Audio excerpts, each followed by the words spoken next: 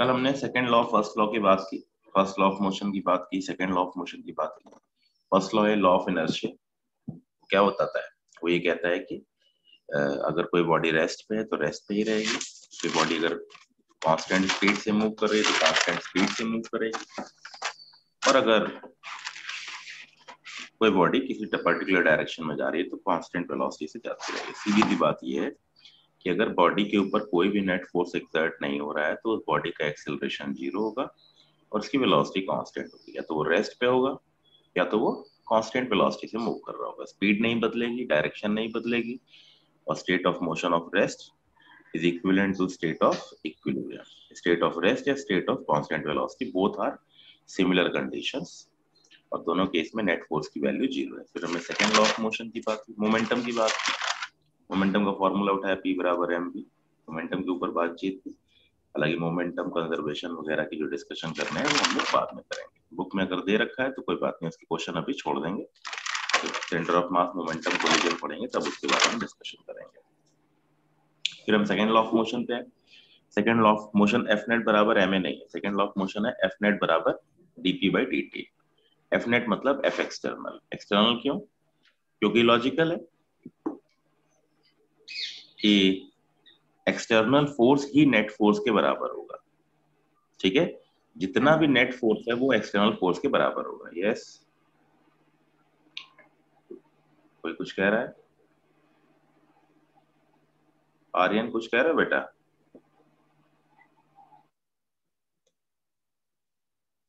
ठीक है, तो अगर कोई सेकंड लॉ ऑफ मोशन की बात कर रहे हो, सेकंड लॉ ऑफ मोशन क्या है? Rate of change of momentum is directly proportional to external force applied. अगर किसी बॉडी पे फोर्स अप्लाई किया जाएगा तो वो नेट फोर्स उस बॉडी का मोमेंटम चेंज करने के काम में आएगा। यानी एफ नेट बराबर DP by D T. F net बोलूं या एफ एक्सटर्नल बोलूं, क्योंकि एफ इंटरनल की वैल्यू क्या आने वाली है? Sum of F internal forces is 0। तो हमने सेकंड लॉ ऑफ मोशन के बारे में बात की, फिर उसको डिटेल में ओपन कर दिया। एफ नेट बराबर dp by dt d by dt of m b, m into b. क्यों? हो सकता है m बदल रहा, हो सकता है v बदल रहा हो। जनरली m कांस्टेंट होता है, लेकिन कभी कभार m बदल भी सकता है। तो अगर हम दो फंक्शन पर मल्टीप्लीकेशन कर लें और उसका डिफरेंशिएशन कैलकुलेट करें तो y prime is equal to y1 y2 prime plus y2 y1 prime, यानी m dv by dt plus v dm by dt। तो हम जनरली इसी पे गेम खेलते रहते हैं, लेकिन हम इसको मिस कर देते हैं। तो ये क्वेश्चन भी बन जाते हैं कभी कभार। और कैसे बनेंगे? बहुत सिंपल तरीके से बनेंगे। ये वेरिएबल मास के क्वेश्चन है। हम जब सेंटर ऑफ मास वाले में चैप्टर में पढ़ेंगे तब अपने आप हमें क्लियर हो जाएगा। P d m by D t. ठीक है, इसको थ्रस्ट फोर्स बोलते हैं, बाद में पढ़ेंगे। जब मोमेंटम वाले चैप्टर में पढ़ेंगे तब डिस्कशन करेंगे। F net is equal to m D we by D t हमारा कांस्टेंट, जब एम की वैल्यू कांस्टेंट है तब। तो कल इसके बारे में बात की थी। थर्ड लॉ तो पता ही है क्या होता है, एक्शन रिएक्शन वाला बात। एफ नेट बराबर एम ए। फिलहाल जब m कांस्टेंट है, एफ नेट की value F X I cap plus F Y J cap plus F Z K cap, P की value P X I cap plus P Y J cap plus P Z K cap. तो F x बराबर M A X, F Y बराबर M A Y, F Z बराबर M A Z, D P x D P value. F बराबर D P by D T, M D we by D T बराबर M A, F net बराबर M A. ठीक है, third law of motion की बात कर रहे थे। क्या कहता है? फोर्स हमेशा कपल में पैदा होते हैं, एक्शन रिएक्शन के फोर्स होते हैं। थ्योरेटिकल पार्ट है, पढ़ लीजिएगा। ये तो हमें पता ही है, बेसिकली एक्शन रिएक्शन के तरीके से ही बात करते हैं। अब आते हैं अपने मेन काम पे, जो हमारा मेन चैप्टर का स्टार्टिंग हो गया। ये तो लॉस पे पढ़ लिया, इनको समझ लिया, जानकारी देख ली। मोमेंटम के ऊपर डिटेल डिस्कशन हम करेंगे बाद में। अब जैसे मैंने क्या कहा, एग्जाम्पल।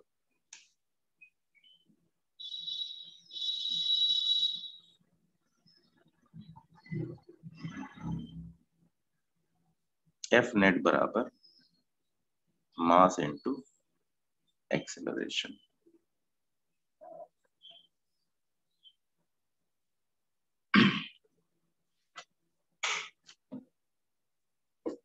तो इस पे ही सारा गेम खेले जाने वाला है।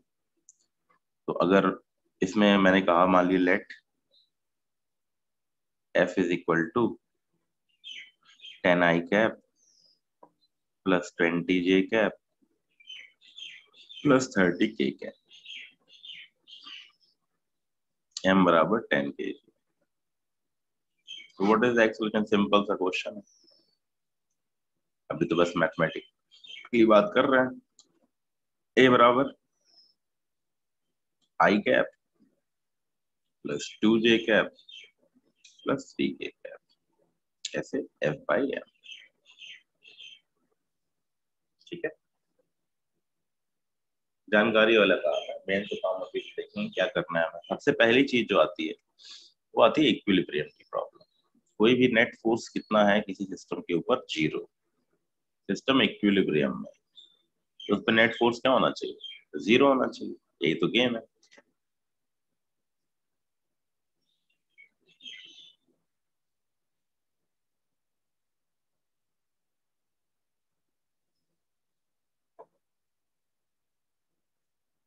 कंडीशन ऑफ इक्विलिब्रियम क्या कहता है? Translational equilibrium.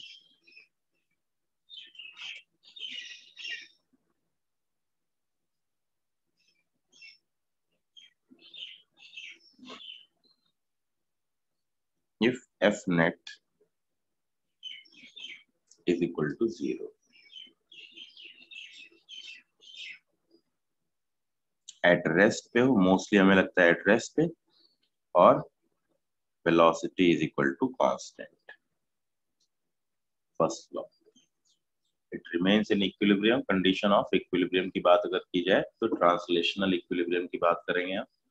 ट्रांसलेशनल इक्विलिब्रियम क्या होता है? एफ नेट की वैल्यू जीरो, और अगर रोटेशनल आएगा तो घुमाऊ फोर्स जीरो हो जाएगा, घुमाऊ टॉर्क जिसको बोलते हैं हम लोग, वो जीरो हो जाएगा। अभी केवल ट्रांसलेशनल इक्विलिब्रियम की बात करते हैं। एफ नेट की वैल्यू जीरो, तो एफ एक्स की वैल्यू जीरो, एफ वाई की वैल्यू जीरो, और एफ जेड की वैल्यू जीरो। ठीक है, एफ एक्स बराबर जीरो, एफ वाई बराबर जीरो, और एफ जेड बराबर जीरो। तीनों चीजें यूज करनी पड़ेगी। जनरली हमें 2 डायमेंशन में बात करनी होती है, हमें 1D में बात नहीं करनी होती, हमें 2D में बात करनी होती है। हमें क्या करना चाहिए? Resolve all forces in x and y, then net force in x, fx बराबर zero, and net force y, fy बराबर zero. fx zero, fy zero. ठीक है,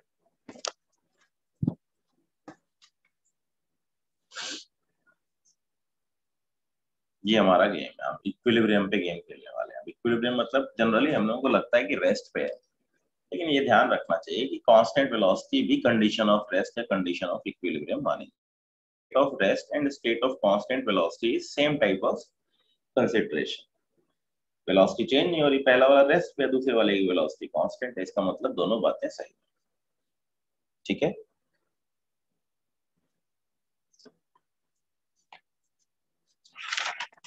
शुरू करते हैं।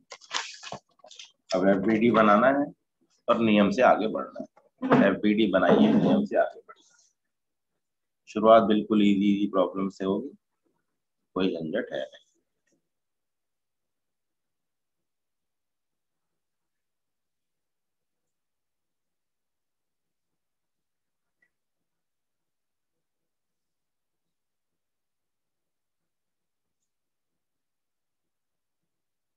कितने कितने फोर्स लग रहे होंगे?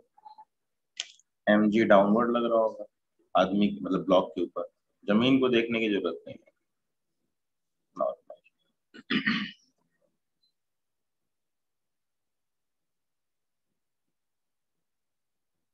सीधा सा क्वेश्चन है, n बराबर है। अब लोग रट लेते हैं सर नॉर्मल तो mg होता है, नहीं लेते हैं। नॉर्मल mg होता है सिंपल केस में। ठीक है, नॉर्मल में और may not be equal to mg। और जो वेट होता है ना हमारा apparent weight is the reading of normal. हमारा वेट बढ़ भी सकता है, घट भी सकता है, ये सेम रह सकता है। हमारा वेट हमेशा सेम रहेगा, लेकिन हमारा अपेरेंट वेट घट बढ़ सकता है जो हमको फील हो। किसी एलिवेटर में ऊपर की तरफ चाहिए तो आपको आपका अपेरेंट वेट थोड़ा ज्यादा लगेगा, और अगर एलिवेटर में नीचे की तरफ आइए तो आपको आपका अपेरेंट वेट थोड़ा कम लगेगा, लेकिन वेट वही रहेगा। वेट मुझ पे ही लगता है, नॉर्मल भी सरफेस के थ्रू लगता है, वेट तो मुझ पे ही लगने वाला है। ठीक है।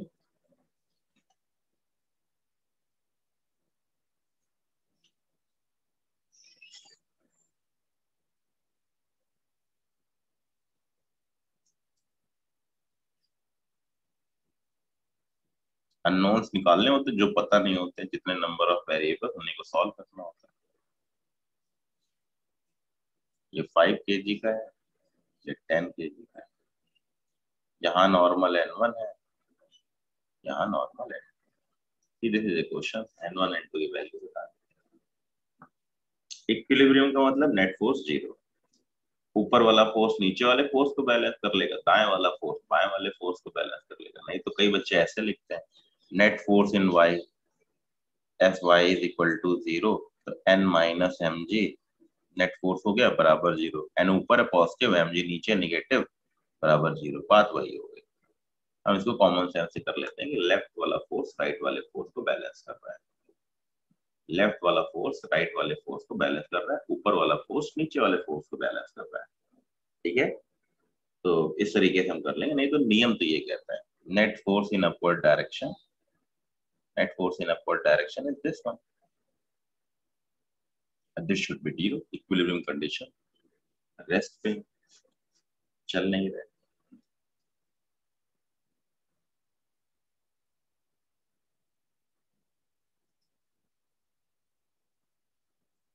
दूसरे वाले पे n1 ऊपर से लगा, n2 नीचे से लगा, और 10g नीचे की तरफ लगा। इस वाले के लिए n1 बराबर 5g, इस वाले के लिए n1 प्लस 10g बराबर n2।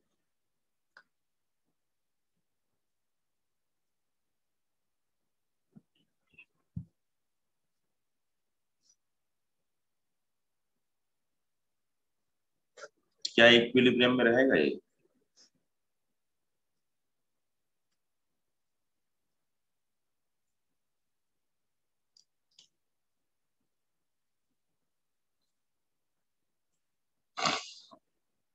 क्या ये इक्विलिब्रियम में रहेगा?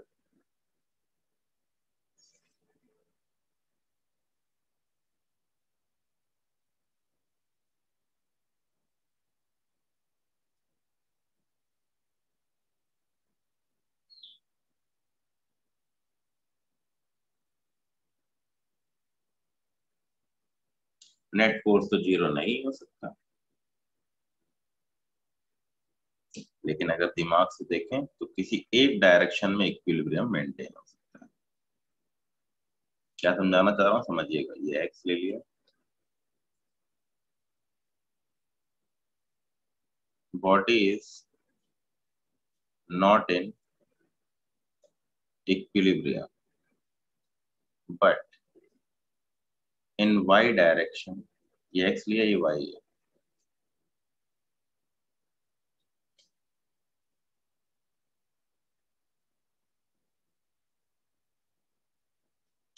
हाँ स्लाइड करेगा, बिल्कुल करेगा, इसमें कोई दो राय नहीं। But in y direction is in, it is in equilibrium. ये क्या कहने का मतलब है? देखो आप इंडिविजुअल गेम खेलना भी तो जानते हो ना, एक्स में अलग, वाई में अलग, जेड में अलग। तो ये ओवरऑल तो इक्विलिब्रियम में नहीं है, लेकिन एक्स वाई में तो इक्विलिब्रियम में रहेगा ना। रहेगा कि नहीं रहेगा? इस तरफ चलेगा क्या? इन दिस डायरेक्शन, मैंने इसको एक्स माना है, इसको वाई माना है, एक्स वाई मेरी मर्जी है। इधर बॉडी चलती है, इधर बॉडी नहीं चलती है। ये टोटली वेरिएबल है।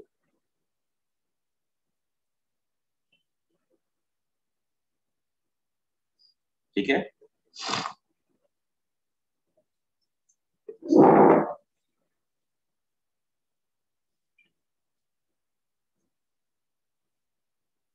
Y direction, x direction, overall ये बॉडी स्लाइड करके एक्स में जाएगी, लेकिन मैं ये कह सकता हूँ कि body is in equilibrium in y direction. तो मुझे सारे फोर्सेस को एक्स वाई में रिजॉल्व कर लेना चाहिए, जिधर चल रहे हैं जिधर नहीं चल रहा है इधर की तरफ आ जाएगा 5g साइन 37, इधर आ जाएगा 5g कॉस 37। तो एफ वाई की वैल्यू 0 होनी चाहिए, यानी n माइनस 5g कॉस 37 की वैल्यू 0 होनी चाहिए, यानी 5g cos 37 4/5 मतलब 4g। तो दैट शोज n बराबर 4g। देख लीजिए, किसी को डाउट हो तो पूछ लीजिए, किसी को किसी प्रकार की कोई समस्या हो तो पूछ लीजिए। इक्विलिब्रियम ओवरऑल इक्विलिब्रियम भी हो सकता है, इक्विलिब्रियम किसी एक पर्टिकुलर डायरेक्शन में भी इक्विलिब्रियम हो सकता है। तो ये बॉडी जैसे इक्विलिब्रियम में नहीं है, एक्स में स्लाइड करके नीचे जाएगी, जब भी नीचे जाएगी तो इसका मतलब इक्विलिब्रियम में तो है नहीं, फोर्स लग रहा है, नेट फोर्स की वैल्यू 0 नहीं है। लेकिन at the same time we can say in the direction of Y it is in equilibrium, यानी in the direction of Y ये चल ही नहीं रहा, चल ही नहीं सकता, दीवार थोड़ी जमीन थोड़ी फाड़ के चला जाएगा या उछल के ऊपर थोड़ी निकल जाएगा। क्लियर हुई मेरी बात? तो ये ऊपर की तरफ ना जाएगा ना नीचे की तरफ जाएगा, यानी इस डायरेक्शन में इसका कोई मूवमेंट नहीं होगा, केवल ये इस तरफ मूवमेंट देगा। बात समझ में आ गई होगी मेरी? तो y में इक्विलिब्रियम है, इन x, इन x नो इक्विलिब्रियम। ठीक, तो इसको दो तीन बातें समझानी थी, समझ में आई गई होंगी आपको। अब जैसे देखते हैं,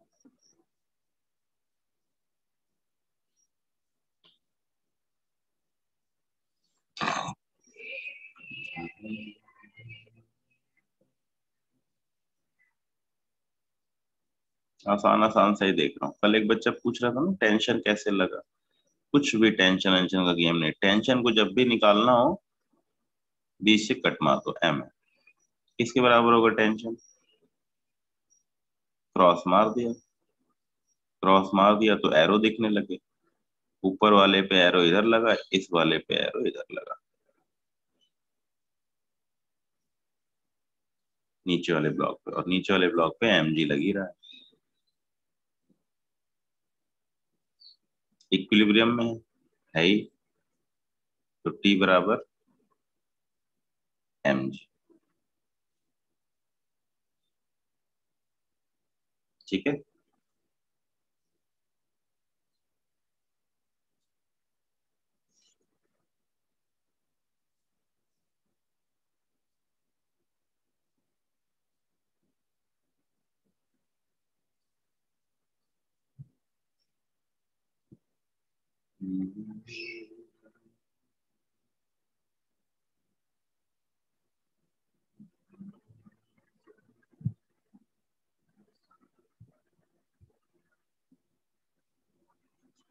आयुष देखो बेटे,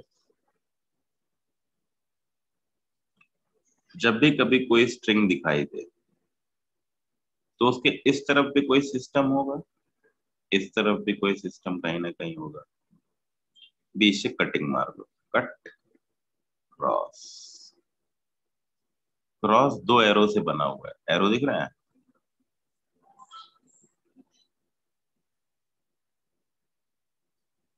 एरो दिखे, स्ट्रिंग के लॉन्ग एरो दिखे, इस वाले भाई पे और इस वाले भाई पे टेंशन, टेंशन। जैसे ये ऊपर वाला देखो, क्रॉस मारा, एरो दिखे,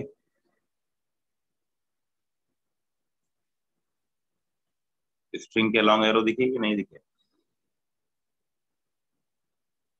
तो नीचे वाले हिस्से पे ऊपर, ऊपर वाले हिस्से पे नीचे, तो कट करके अलग कर देना स्ट्रिंग, कट करके अलग।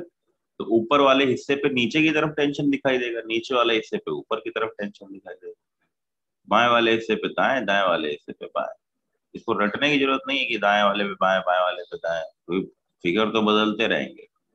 स्ट्रिंग कहीं भी कुछ भी जोड़ सकती है, तो ज्यादा रॉकेट साइंस नहीं लगानी, सीधा सा गेम करना है, बीच से कट मारना है, क्रॉस मार देना है। क्रॉस मारने का मतलब क्लियर कट दिखने लगेंगे एरोस, एरो दिखने लगे ना, कहीं लगी है स्ट्रिंग, ऐसे लगी है स्ट्रिंग, यहाँ से कट किया, क्रॉस मारा। अब लॉजिकल है, यहाँ भी इधर भी कोई सिस्टम होगा, इधर भी कोई सिस्टम होगा, इस वाले सिस्टम पे टेंशन इधर दिख रहा है, इस वाले टेंशन पे सिस्टम इधर दिख रहा है। ठीक है, अब वो कहाँ लगा हुआ, कैसे लगा हुआ, बात की बात। चलो ये वाला क्वेश्चन कर लेते हैं। ये एंगल 37,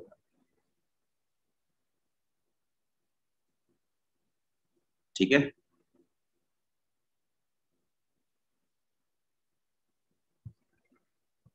एक बॉल को बांध दिया उसके सेंटर के साथ, फाइंड, अब शुरू करेंगे, नॉर्मल एंड टेंशन, निकालिए। इसका मास ले लेते हैं 5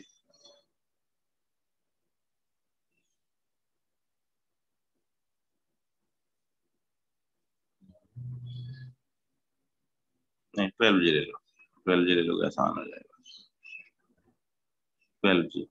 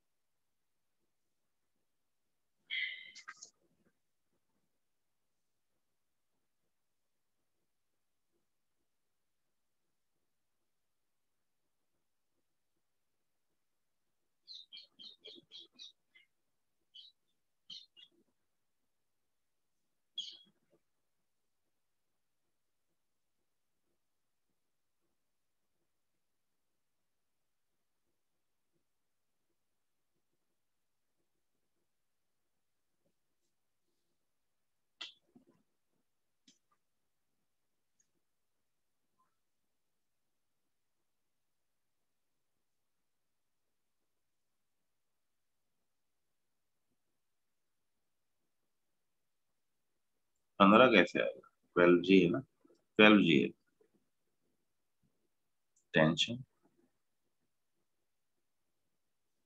नॉर्मल और 12 जी, ये तीनों इक्विलिब्रियम,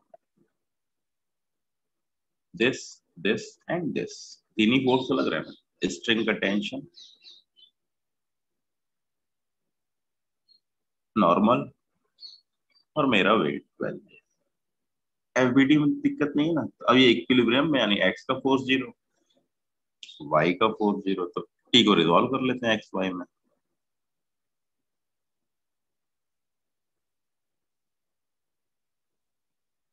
टी कॉस 37, फिगर बहुत जरूरी है, और टी साइन 37,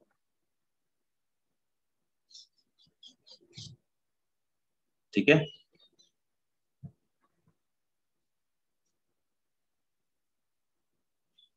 किसी को डाउट,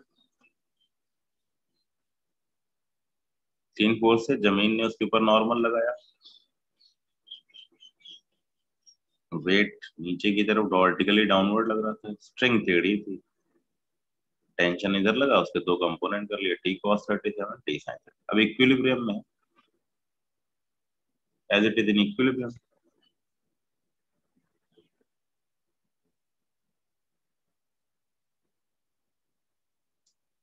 तो एफ एक्स जीरो होना चाहिए। ये आइडेंटिफाई कैसे करेंगे रिश्ता, या तो उसकी वेलोसिटी कांस्टेंट हो, नहीं तो सबसे सिंपल आइडेंटिफिकेशन है, चले ही नहीं, तो रेस्ट पे ये चलेगा क्या, बॉडी इक्विलिब्रियम में कब होगा, जब वो रेस्ट पे है, सबसे बेसिक, चल नहीं रहा है, सबसे आसान इक्विलिब्रियम। दूसरा वाला ये है कि कांस्टेंट वेलोसिटी से चले, जैसे हमें कोई कह दे कि एलिवेटर ऊपर की तरफ जा रहा है कांस्टेंट वेलोसिटी से, then it is also treated as an equilibrium, then it is treated as equilibrium. Got my point?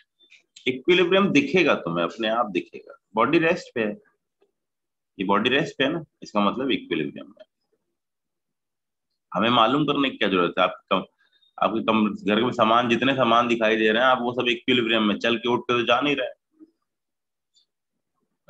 Payal answer भी दे रही है, ठीक है, 15 जी बता रही है। अब जरा देखते हैं फॉर्मूला, एफ एक्स बराबर 0, एफ वाई बराबर 0, दोनों लगा देते हैं।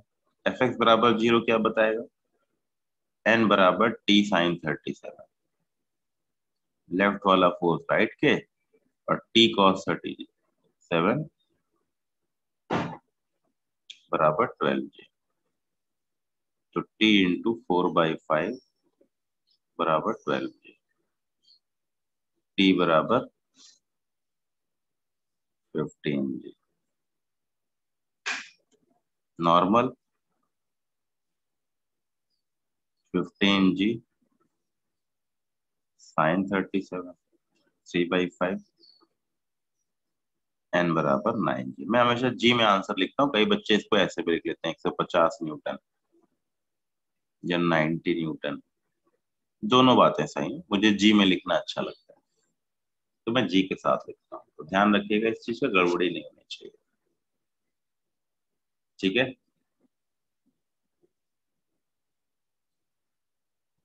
डन। किसी को डाउट हो तो पूछ लीजिए, ऐसे ये क्वेश्चन बहुत दिखेगा आपको, ऐसा किताबों में मिलेगा, आएगा भी, पेपरों में भी आएगा।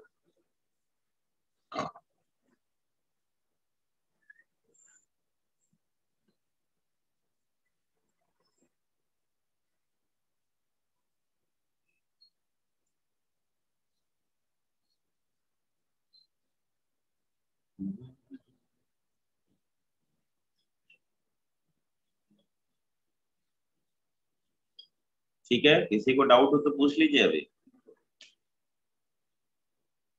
गौरव बताता हूँ।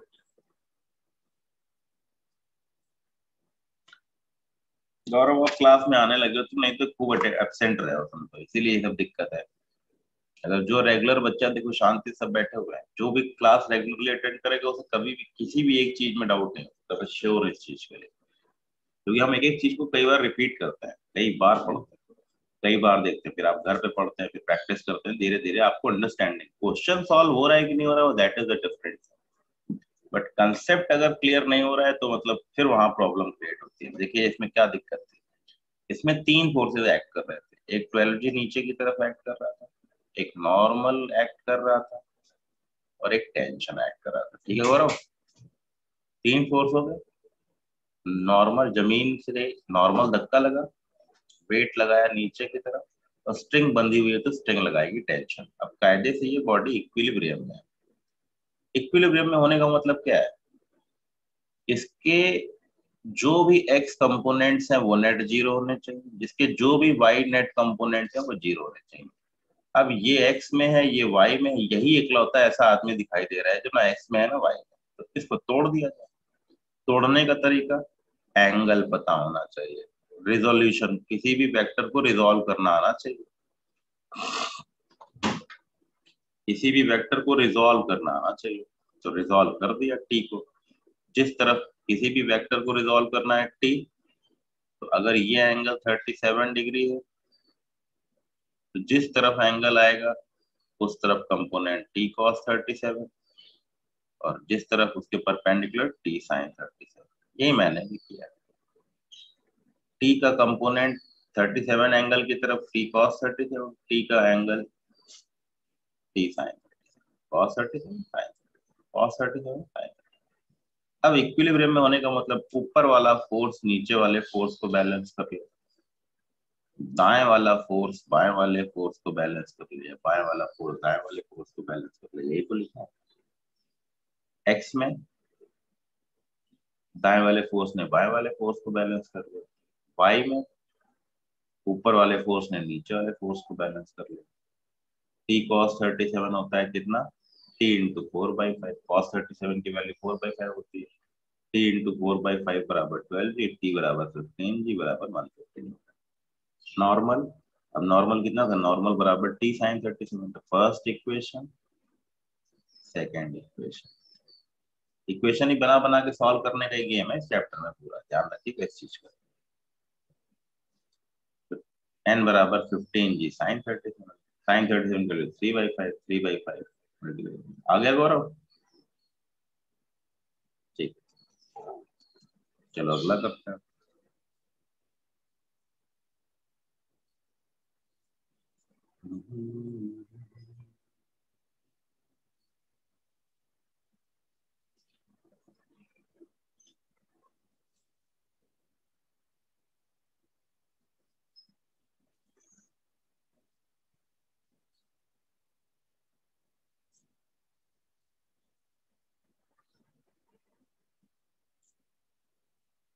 स्ट्रिंग बांध दी, अब तो है ना इक्विलिब्रियम में।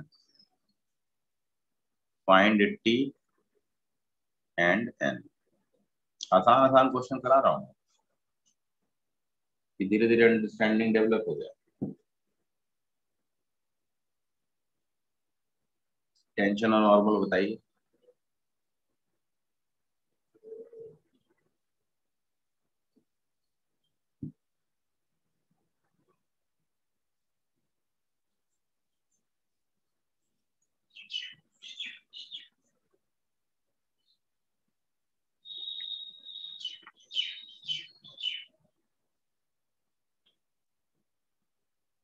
n बराबर 10 जी, पायल ने देखो छूटते ही बोल दिया गलत सलत। जो लोग क्लास में ऐसे ही रेगुलर रहेंगे उनकी कहानी ऐसे ही रहेगी, पायल भी रेगुलर नहीं रहती, उल्टा पुल्टा आंसर दे रहे हो बिना बात के, मालूम है क्या करना है उसके बावजूद बस तुक्केबाजी कर रहे हो, इंक्लाइंड बह जाएगी। n बराबर 10 जी थोड़ी होगा, वेट लगता है। क्लास में ध्यान दिया करो पायल। 10 जी, 10 जी इधर लग रहा है, नॉर्मल किधर लगेगा, सरफेस के परपेंडिकुलर। इतना एफबीडी बनवाया उसके बावजूद भी देखो ये हालत है। n और 10 जी बराबर कैसे हो जाएगा भाई पायल?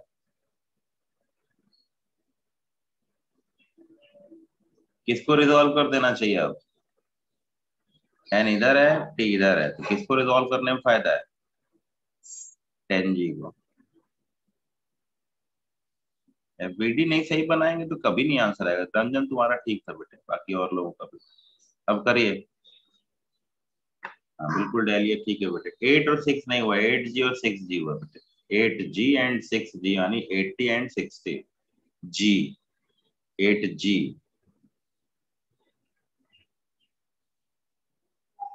8 जी 6 जी सही है बेटा निखिल।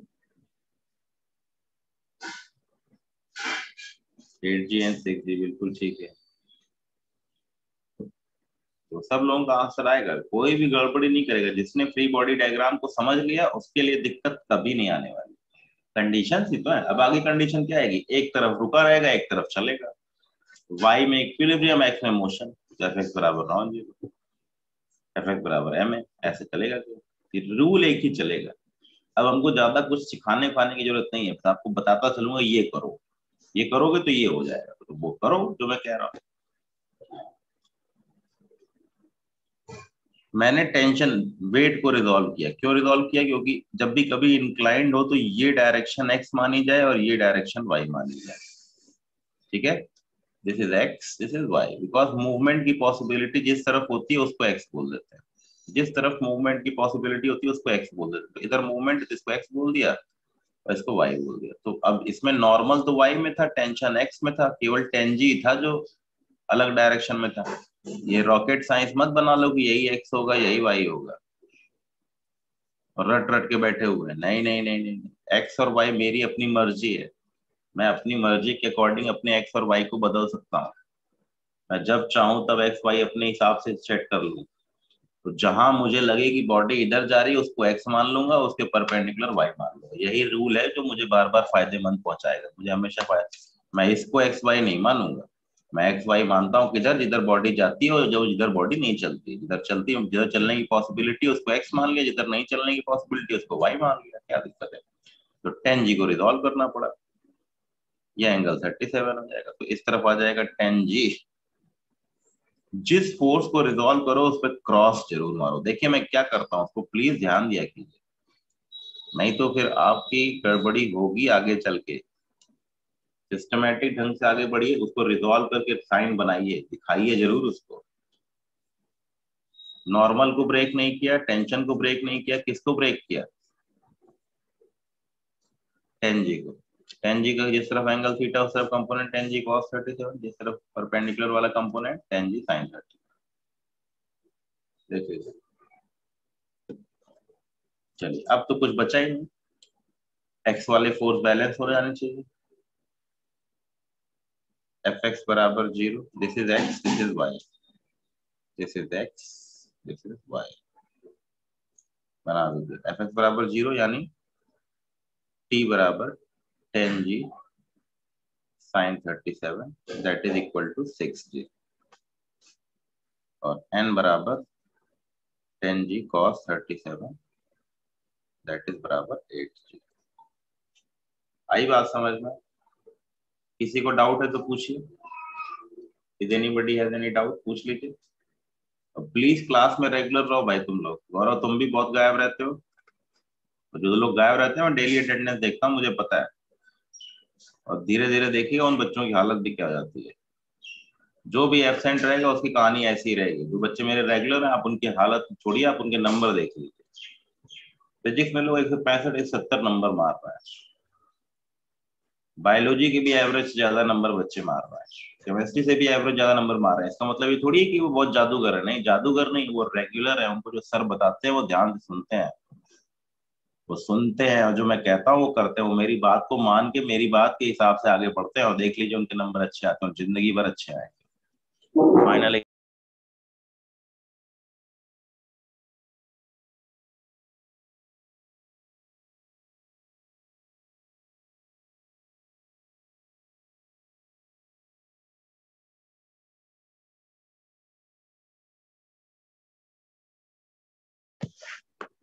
तो ये वाली प्रॉब्लम समझ में आई होगी, इक्विलिब्रियम वाली क्या करना है।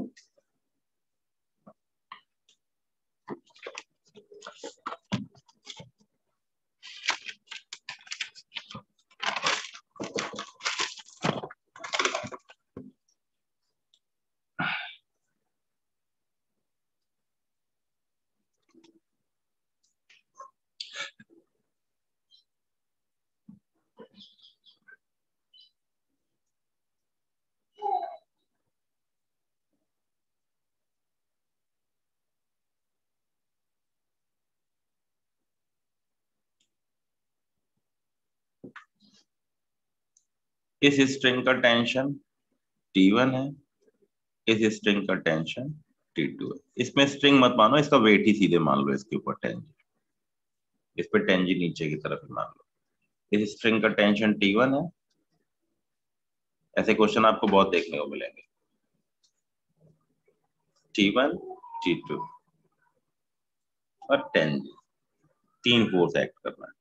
अब कई लोग लामीज थ्योरम लगाने लगते हैं कि सर तीन फोर्स इक्विलिब्रियम में तो पी बाई वो, चलो बता दूंगा लेकिन जरूरत नहीं है, आप एक्स वाई किया कीजिए। सबसे बेस्ट मेथड एक्स वाई वाला है।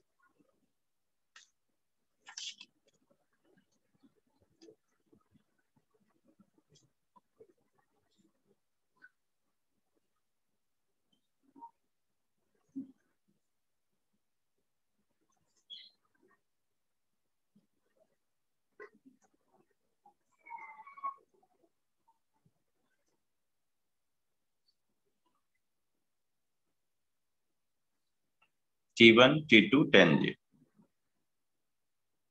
आपको टेंशन की वैल्यू बतानी है। Find T1 and T2। रिश्ता दिख रहा है ना कि इक्विलिब्रियम में है कि नहीं है, इक्विलिब्रियम में है, क्यों चल तो रहा नहीं कहीं।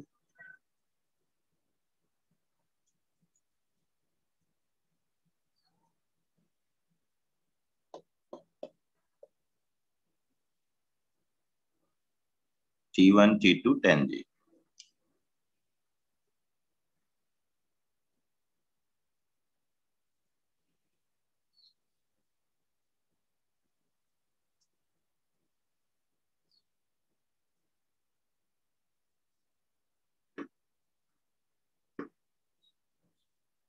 इधर 10G दिखा दो। ठीक है, बिल्कुल ठीक है। कंपोनेंट में रिजॉल्व कर लीजिए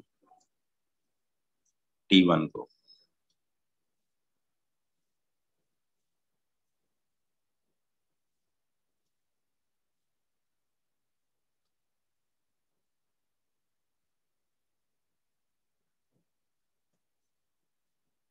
ठीक है, सभी का सही है।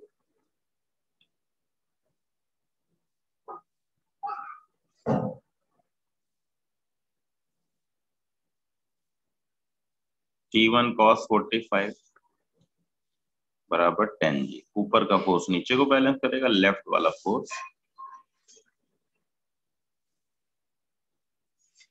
मुझे लगता नहीं कोई डाउट होगा। That shows T1 by √2 is equal to 10G। T1 बराबर 10√2G। T2 बराबर 10√2G इंटू 1/√2 बराबर 10। जिसको डाउट हो पूछ लो प्लीज, फिर एक्सप्लेन कर दूंगा। शुरुआत में डाउट नहीं रखना है अपने पास। चैप्टर की शुरुआत है, सीखते हुए चलो। भाई चैप्टर बहुत मजेदार और बहुत अच्छा लगने वाला चैप्टर है ये। मुझे बहुत मजा आता है। तो इसमें कोई ज्यादा खास गेम है ही नहीं, इसमें एक ही गेम है। बस डिफरेंट डिफरेंट प्रॉब्लम्स बनती रहेंगी, कंसेप्ट एक ही है। सबके फोर्सेस को रिजॉल्व करो, एक्स दिखाओ, वाई दिखाओ, ये करो, वो करो, इधर करो, उधर करो।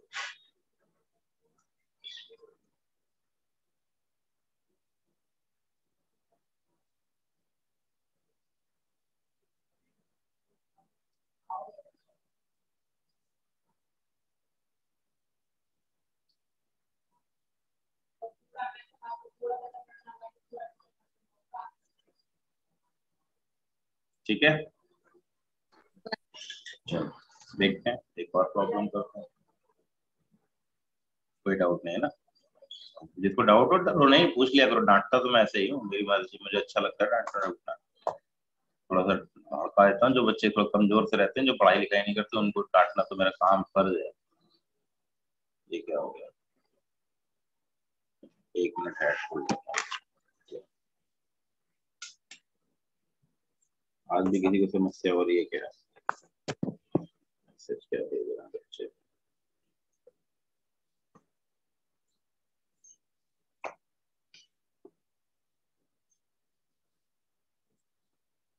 अभी इनका ज्वाइन क्यों नहीं हो रहा? किसका ज्वाइन नहीं हो रहा भाई?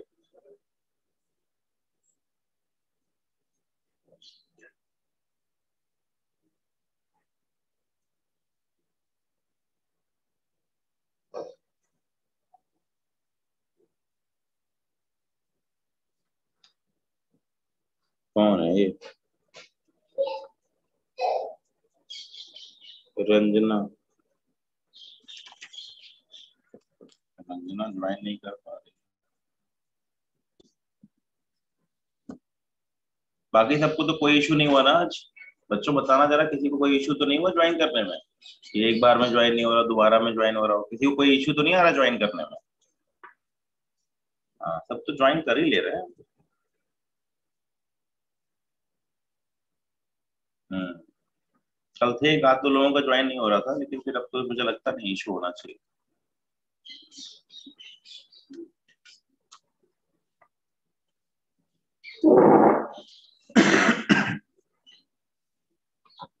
ठीक है, एक प्रॉब्लम और करते हैं।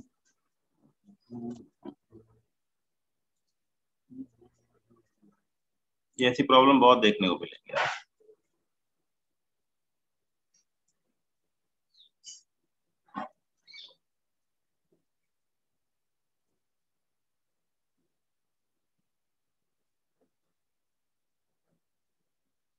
37 डिग्री, 53 डिग्री। इसका टेंशन T1 है, इसका टेंशन T2 है। इसको 10 ले लीजिए। चलिए, फाइंड T1 एंड T2 निकालिए।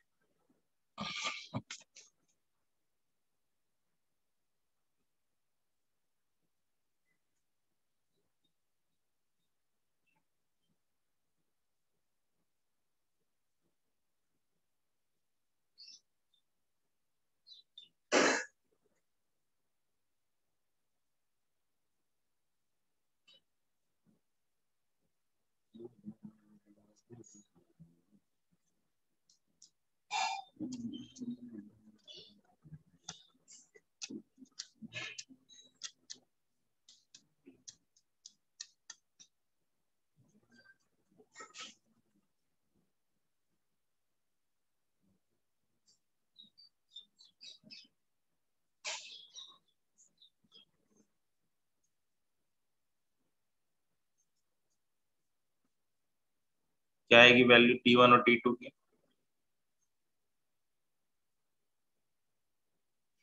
रिजॉल्व करना है, फिगर में ही रिजॉल्व कर देना चाहिए जिससे काम आसान हो जाए।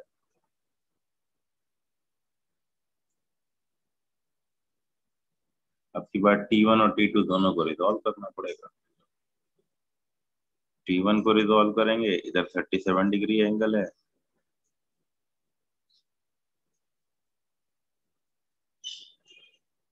T1 cos 37,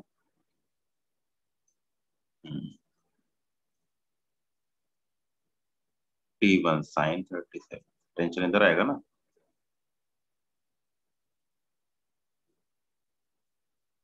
फिगर अच्छे से बनाएगा बड़ा बड़ा। T2 रिजॉल्व किया, 53 है तो इधर की तरफ आ गया, T2 cos 53 और इधर की तरफ आ गया T2 sin 53। ठीक है,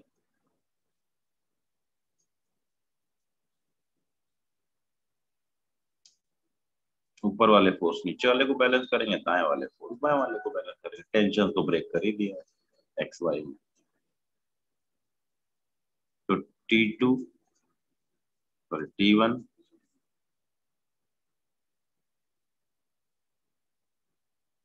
cos 37 प्लस T2 cos 53 बराबर 10। पहली इक्वेशन यानी अच्छे से ओपन कर लें। 4T1/5 प्लस 3T1T2/5 बराबर 10G। अच्छे से इक्वेशन लिखिए, 4T1 प्लस 3T2 बराबर 50G। पहली इक्वेशन आ गई। दूसरी वाले लिख लो, T1 sin 37 बराबर T2 sin 53। 3/5 T1 is equal to 4/5 T2, यानी T2 बराबर 3/4 T1। उठाओ इसमें पुट कर दो, 4T1 प्लस 3T2 9/4 T1 बराबर 50G।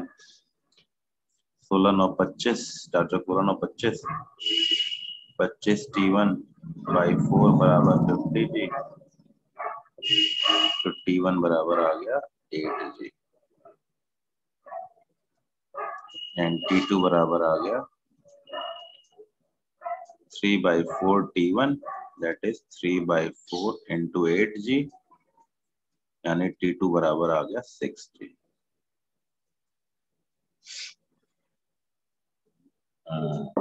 करेक्ट सबका होगा, मुझे सब लोगों ने भेजा, बहुत सारे लोगों ने भेजा, सबका आंसर सही। बहुत बढ़िया,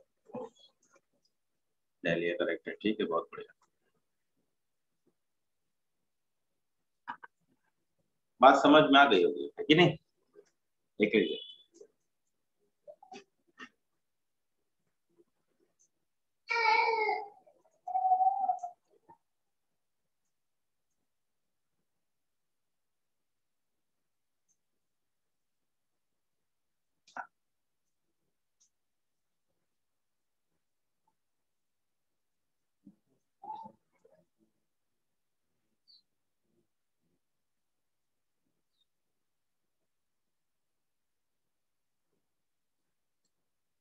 क्या किया मैंने?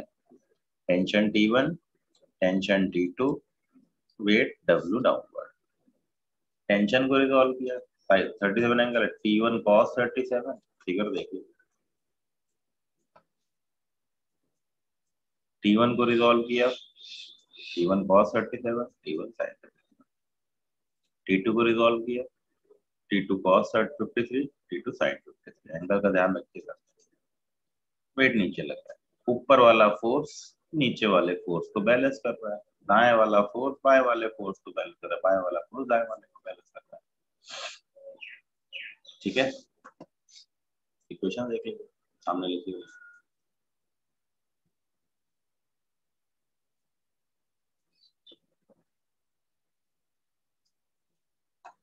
सेकंड इक्वेशन है,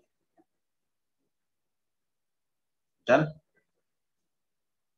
विदाउट। एक और क्वेश्चन कर लेते हैं, बाकी डिस्कस करेंगे। टाइम है मेरे पास, आप 5 मिनट्स के आसपास तो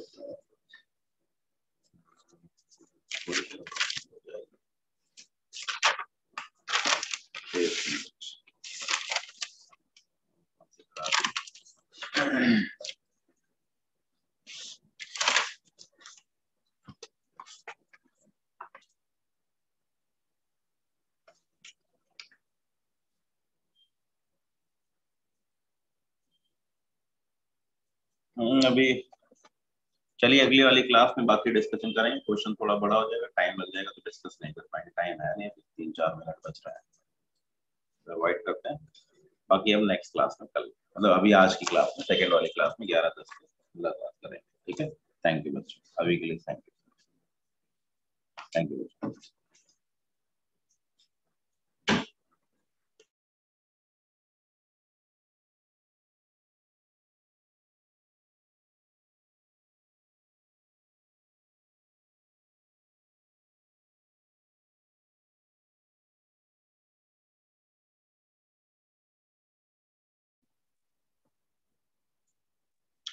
चलिए शुरू करें।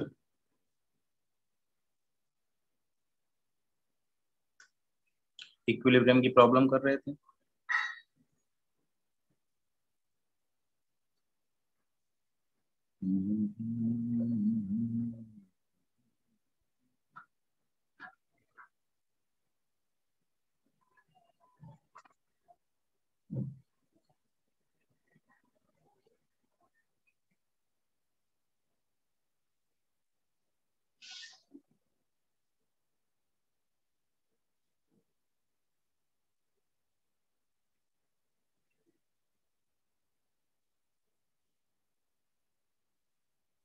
थोड़ा फिगर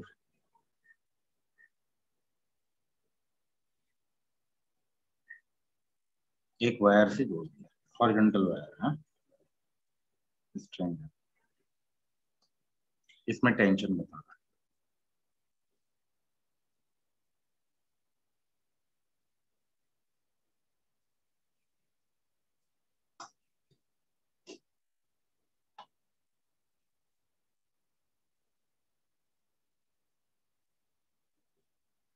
स्ट्रिंग में टेंशन बताना।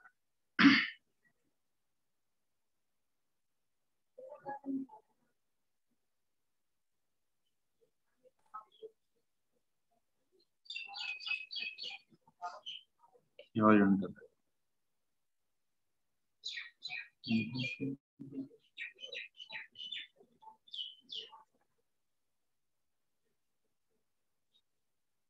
नॉर्मल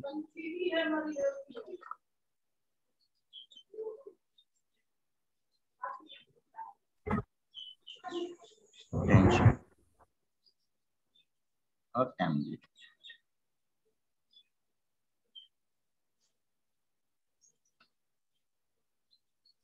किसको रिजॉल्व कर रहे हैं आप? नॉर्मल को रिजॉल्व कर लें।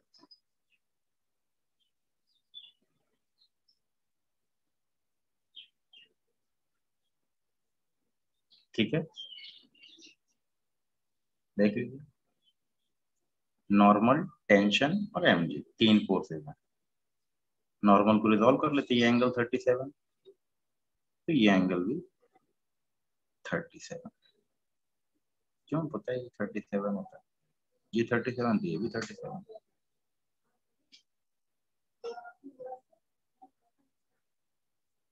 इधर आ गया n cos 37 और इधर आ गया n sin 37।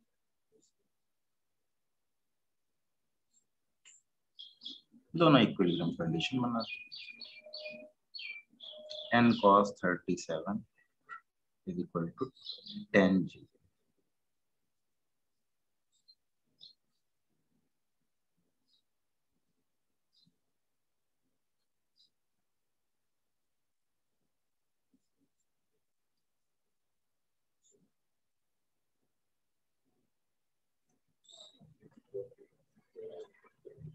है ना दूसरे वाले में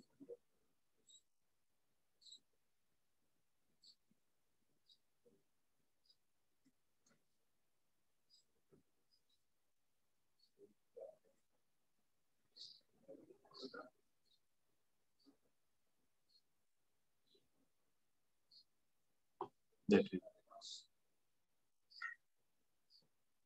ठीक है।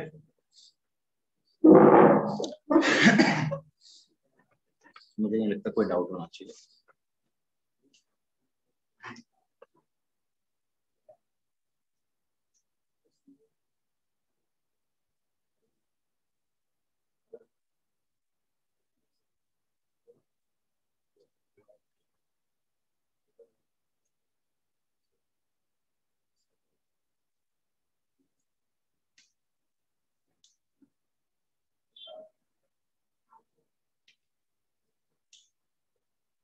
एक धागा था उस पे दो जगह से ब्लॉक लटका दिया।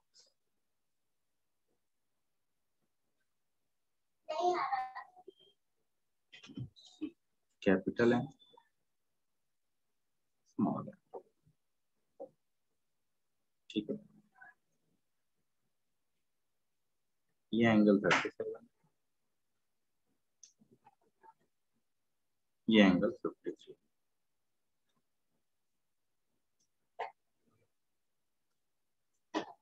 m बराबर 10 के लिए और स्मॉल m बराबर 5 के लिए आपको ये एंगल बताना। टफ क्वेश्चन है दिमाग से।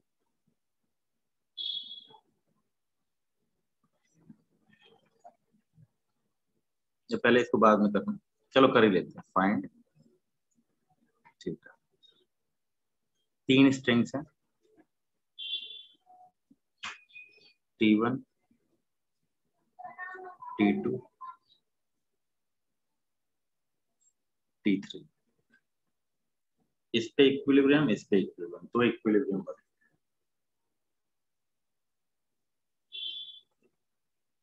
दोनों को अलग अलग ट्रीट करके अलग अलग सॉल्व कीजिए तभी आंसर आएगा।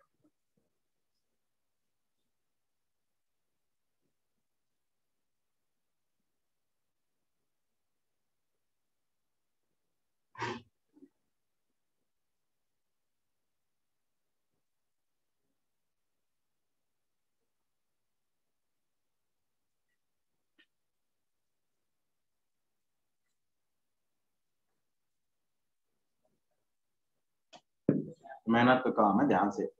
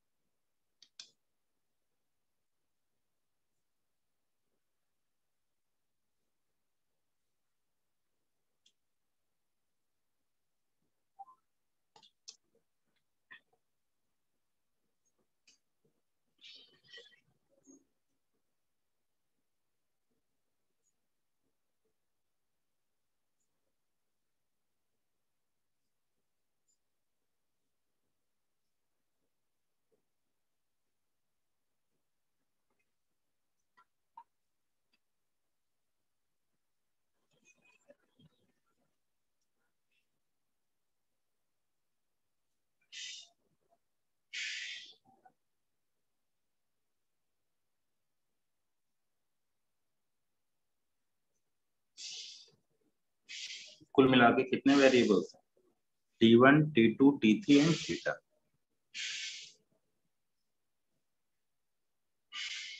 ठीक है ये बच्चे क्या कर रहे हैं और मीटिंग लेफ्ट हो गई है नॉट एबल टू कनेक्ट। पता नहीं क्या प्रॉब्लम, शुरू शुरू में ज्वाइन कर लिया करो, लेट करोगे तो मुझे लग रहा प्रॉब्लम हो रही है। जो भी बच्चे लेट कर रहे हैं उनको इश्यूज आ रहे हैं। दो इक्वेशन बनाइए, दोनों तरफ से सॉल्व करके वैल्यू निकालिए। टफ क्वेश्चन है इक्विलिब्रियम का, बढ़िया क्वेश्चन है।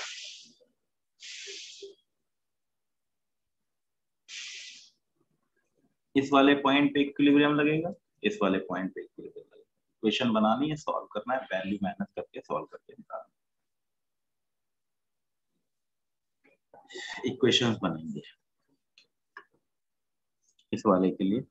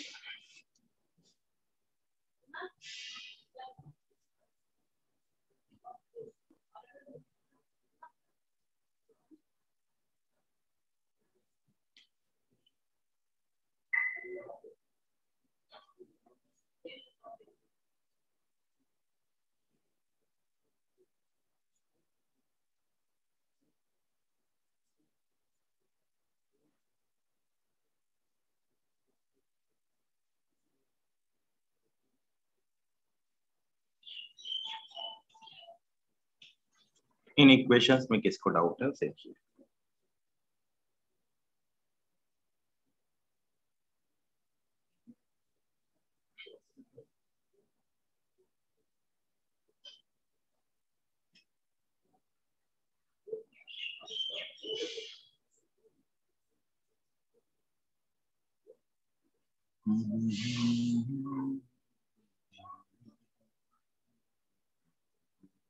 बताऊंगा कि पहले सोचिए क्या क्या किया मैंने।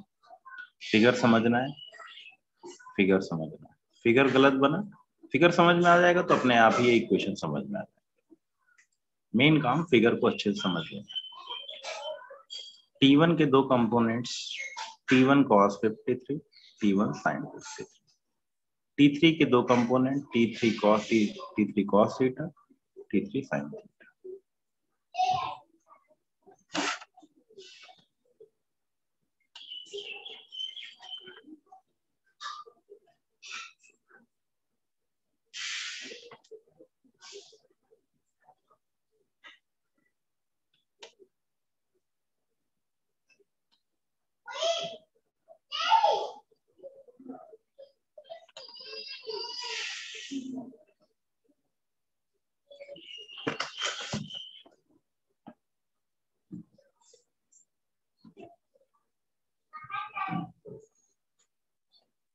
T3 को रिजॉल्व किया, T3 cos theta, T3 sin theta.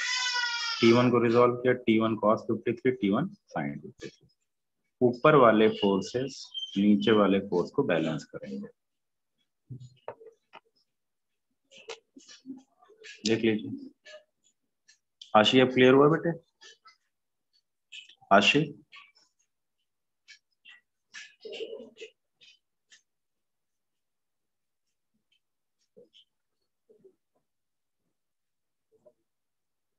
ये फोर्स इसको बैलेंस करेगा, ये दोनों मिलके इसको बैलेंस करेंगे। देखिए अगले वाले पे आ जाइए। ये भी अजीब सा लग रहा है, लेकिन अजीब नहीं है, दिमाग लगाएंगे तो अपने आप काम हो जाएगा। दूसरे वाले पॉइंट पे T2 sin 37 और T2 cos 37।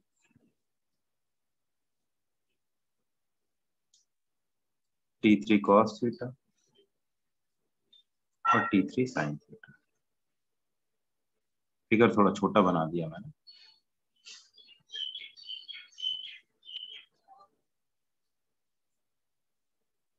T3 cos theta T2 sin 37 को बैलेंस करेगा, T2 cos 37 T3 sin theta plus 5G को कन्वर्ट करेगा। कुछ नहीं करना है, T3 साइन थीटा उठाना है, यहाँ पुट कर देना है, T3 कॉस थीटा उठाना है, यहाँ पुट कर देना है। इधर से उठाओ, इधर पुट कर दो, T1 T2 निकल जाएगा। जब T1 T2 निकल जाएगा तो T3 sine theta by T3 cos theta निकाल दो, सॉल्व कर लेते हैं, देखते हैं वैल्यू निकाल।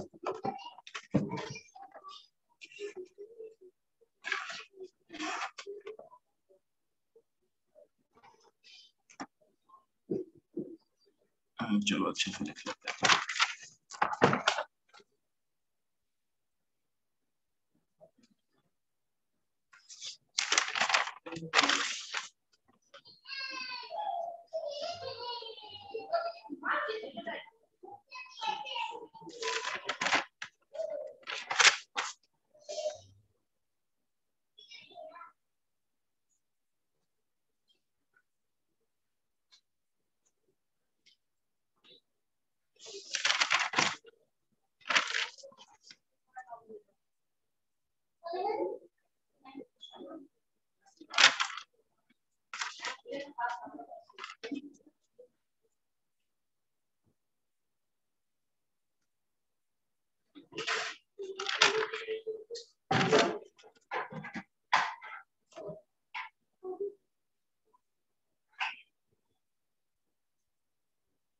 इधर से निकालो, इसमें पुट कर दो।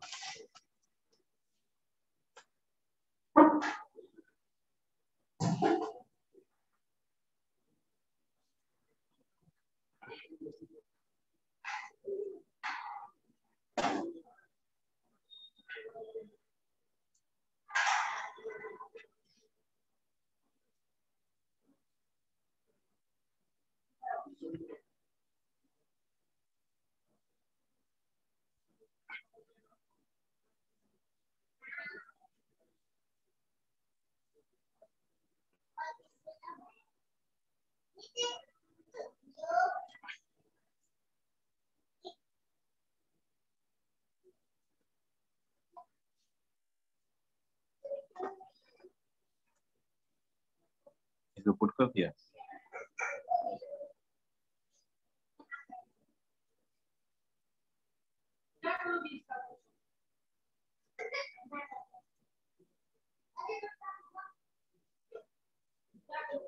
यहाँ पुट कर लो। T1 T2 थीटा सब निकालना है, इधर से पुट कर लिया 3/4, 4/3, 3T1 प्लस 16/3, T1 बराबर 75G, 25 T1/3 is equal to 75G, तो T1 हो गया 25 75 9G, और T2 बराबर हो गया 12G।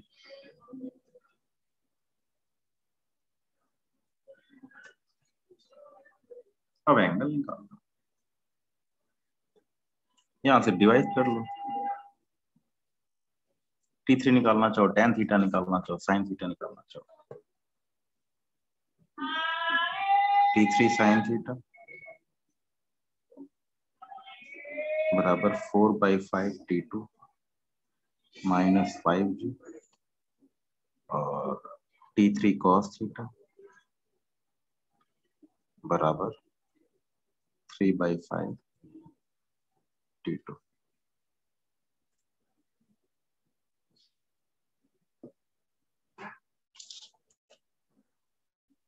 दोनों को डिवाइड कर दिया, तो tan थीटा बराबर 4/5 T2, T2 की वैल्यू 12G, 12 चौक 48, 48/5G minus 5G upon 3/5, 12 36, 36/5G, जी भी कट जाएगा 25, 48 में से 25 गया, 48 में से 25 गया 23, 23/36, थीटा बराबर tan इनवर्स 23/36।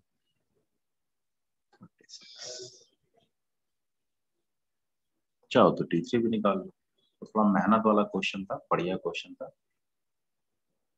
थोड़ी दिक्कत हो सकती है, बट लेकिन ज्यादा दिमाग लगाने की जरूरत नहीं कि बहुत मुश्किल वाला गेम है, ऐसा कुछ नहीं है, सॉल्व करने का गेम है बेसिक।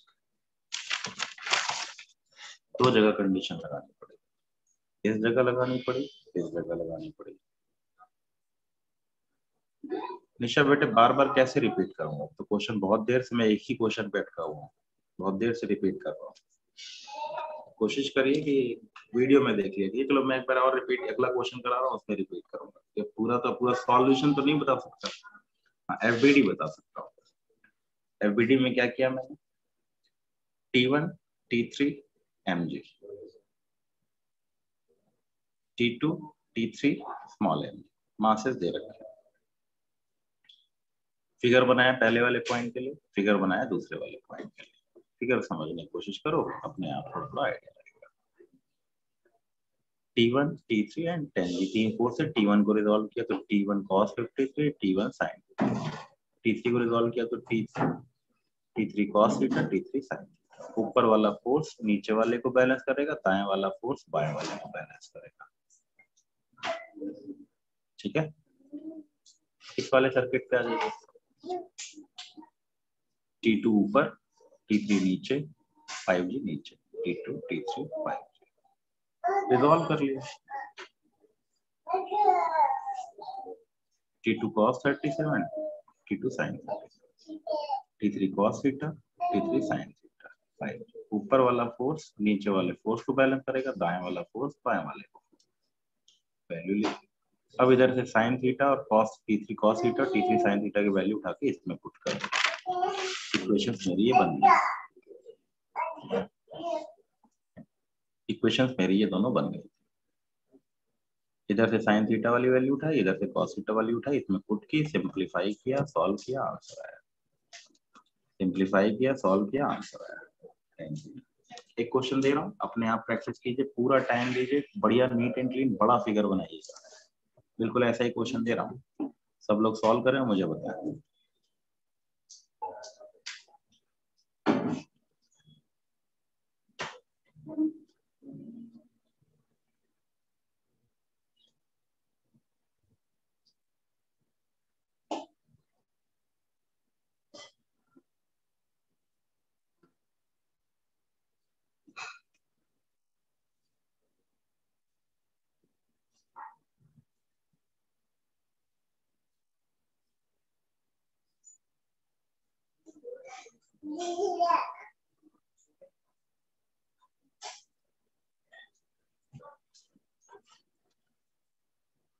आपको थीटा बताना है,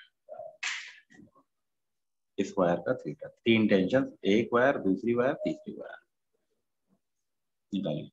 बहुत आराम से बढ़िया सा नीट एंड क्लीन बड़े बड़े फिगर बनाइएगा जिससे क्लियर कट दिखे, सभी के टेंशन दिखाइए।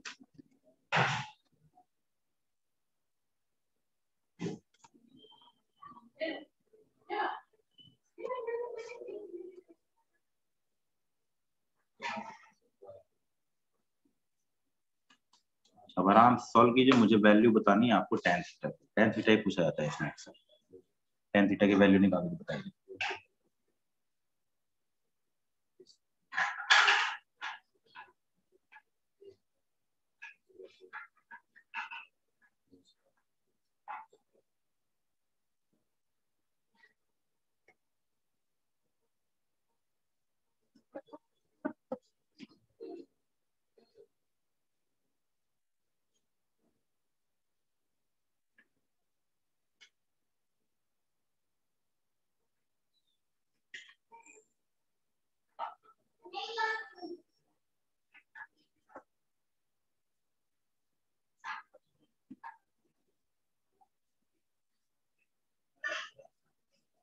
ये क्वेश्चन कर लीजिए, इक्विलिब्रियम में दिक्कत कभी नहीं आने वाली। ये एक सबसे अच्छी टफ प्रॉब्लम है, आसान नहीं है। देखिए ना, कई सारे इक्वेशन बन के पूरा सॉल्व करना पड़ता है, और सॉल्व इक्वेशन सॉल्व करने का गेम है ये चैप्टर।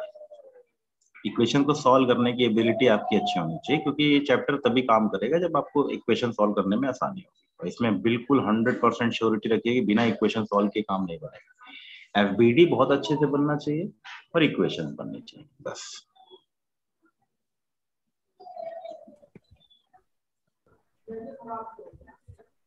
एफबीडी बनाइए बढ़िया से, और एफबीडी बनाने के बाद इसको ढंग से सॉल्व कीजिए।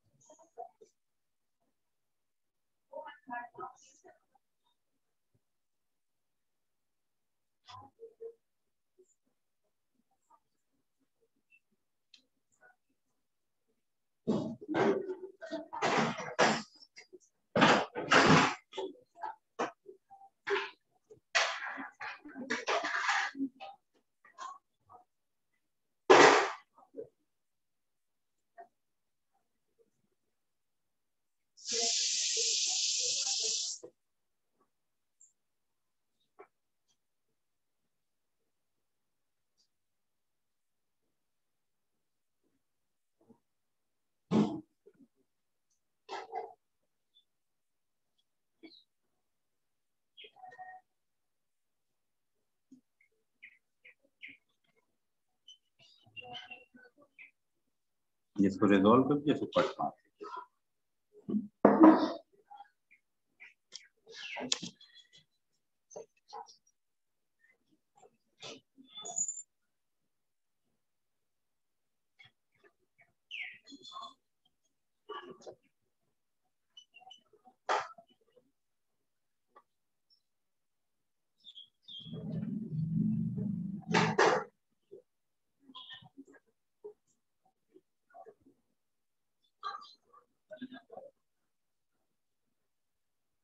तो निखिल फिर वो इक्वेशन क्या क्या करना है?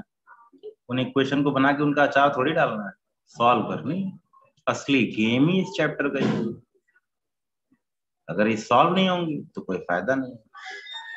बिना सॉल्व किए लॉज ऑफ मोशन जीरो। क्यों? इक्वेशन सॉल्व करना ही गेम। ये पूरा चैप्टर बेसिक लॉ पे चलता रहेगा और उस पे गेम यही बनते रहेंगे। एफबीटी बनाओ, क्वेश्चन इक्वेशन बनाओ, इनको सॉल्व करो। इसलिए इक्वेशन बनाना काम नहीं है, असली गेम है उनको सॉल्व करना। एफबीडी भी गेम है, इसमें नहीं, मैं ये नहीं कहूँगा एफबीडी गेम नहीं, एफबीडी भी गेम है।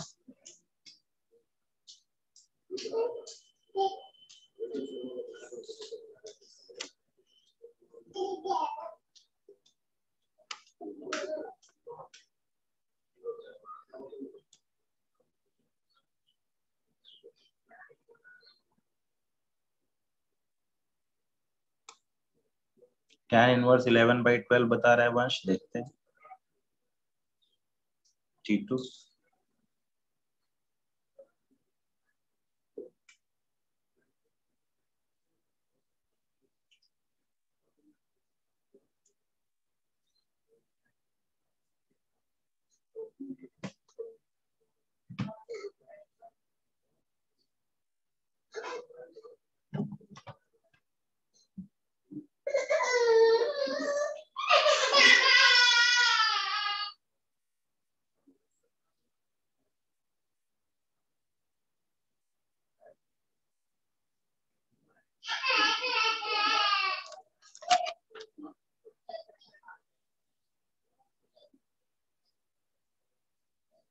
रंजन का भी 11 tan इनवर्स 11/7 आ रहा है, इसका दो लोगों का आंसर सही आ रहा है, इसका मतलब सही है T2।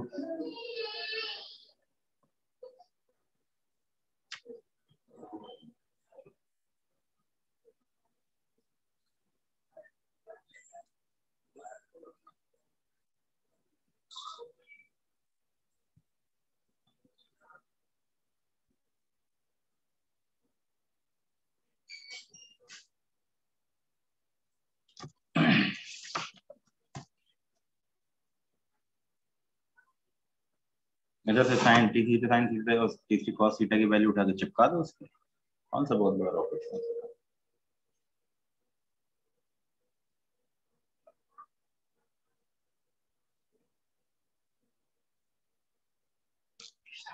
यहाँ से वैल्यू उठाए उसमें पुट कर दो।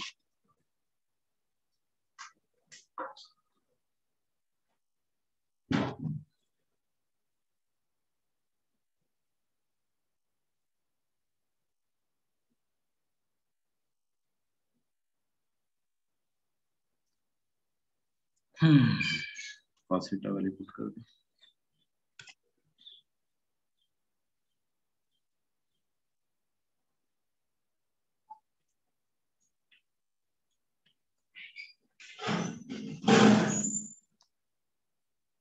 T3 sin theta।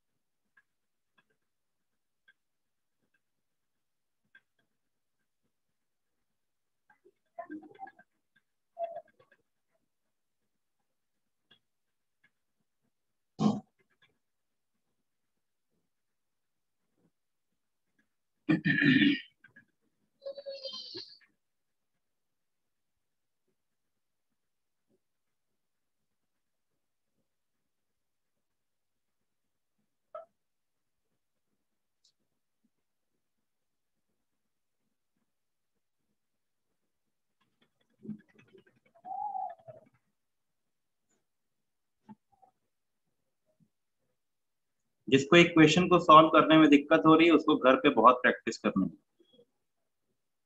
क्योंकि बिना इसके काम चलेगा।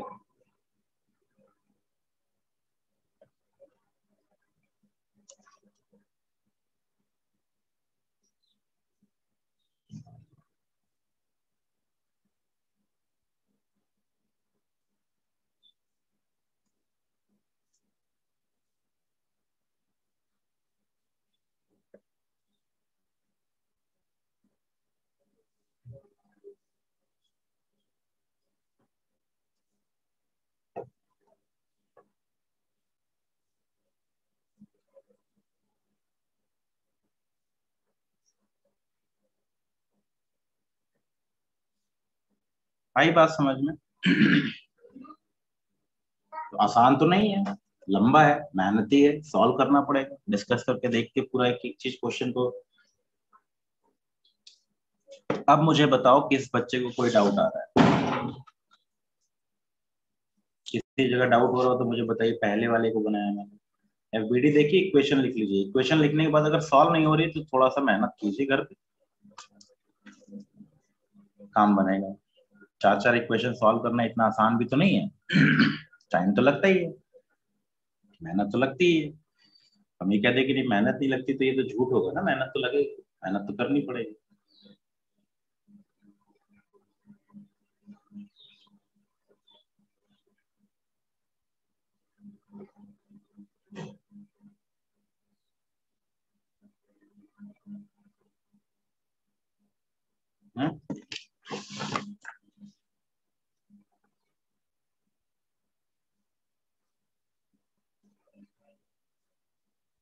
अब सॉल्व किया, कैसे सॉल्व किया, इक्वेशन लिखी, इधर से cos T3 cos थीटा, इधर से T3 sin थीटा की वैल्यू उठाई, वहां पुट कर T3 sin theta T3 cos theta की वैल्यू उठाई, उधर चिपका दी, इक्वेशन बना ली, सॉल्व करते हैं, पूरा मेहनत का काम है, ऐसा कोई इजी थोड़ी कि बस कह दिया और हो जाएगा। ठीक है,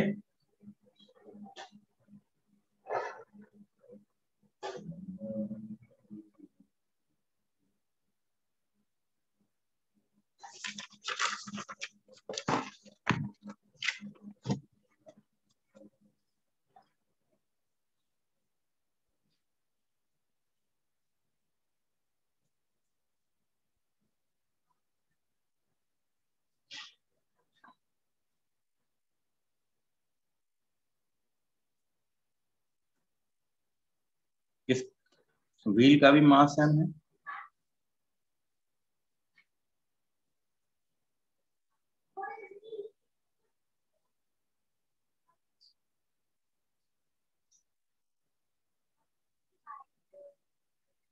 ये भी क्वेश्चन कॉमन से आपको देखने को मिलेगा।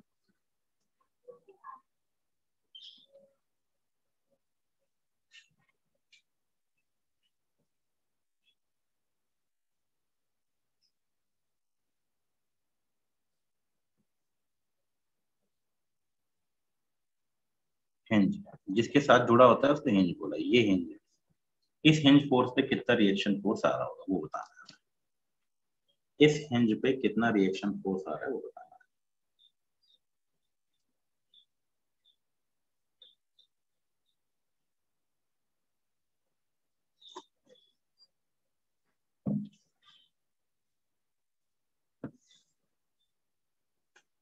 पुली को चेक कर लो, इधर टेंशन, इधर टेंशन,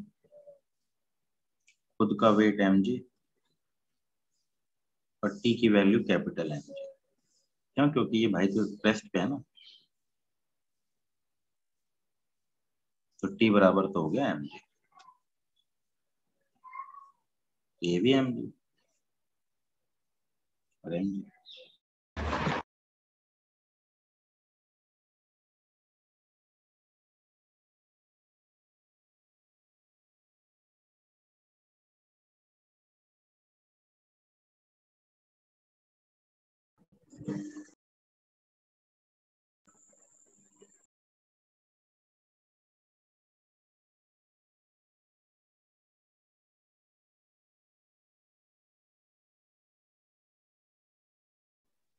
ध्यान दीजिए, रिएक्शन फोर्स किधर आएगा, लॉजिकल, रिएक्शन फोर्स कुछ इधर आएगा,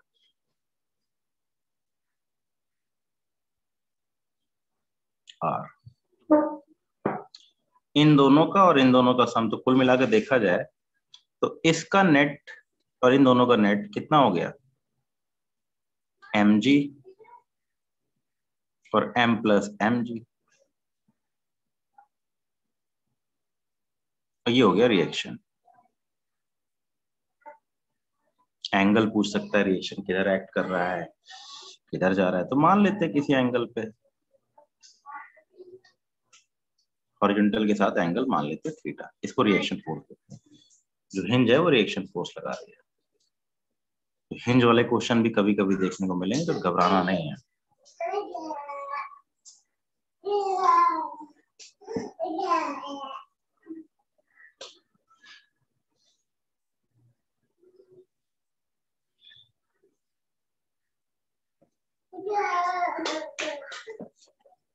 अब कुछ बचा तो है नहीं,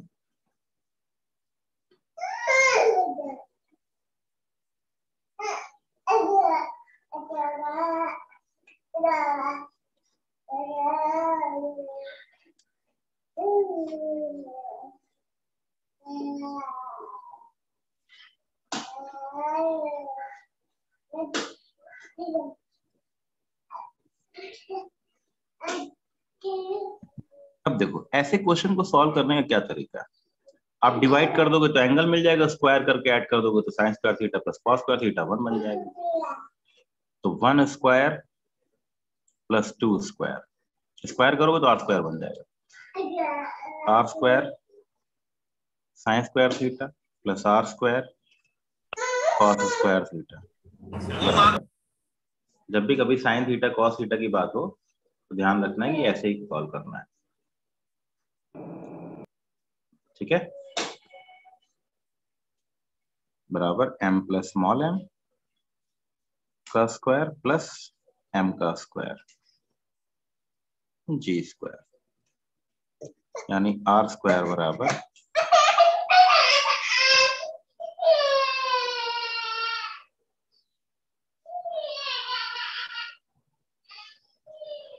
यानी आर की वैल्यू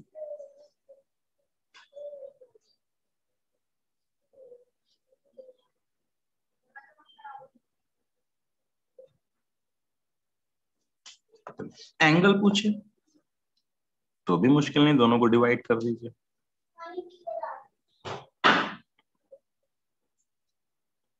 देख लीजिए,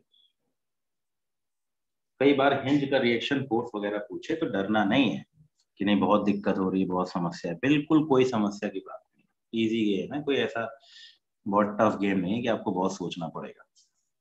अब बताओ इसमें कोई डाउट हो रहा है तो पूछ लोगे, मुझे लग रहा है डाउट होगा, थोड़ा बहुत लोगों को थोड़ी दिक्कत होगी, पूछ लीजिए। बताओ बेटे किसी को दिक्कत?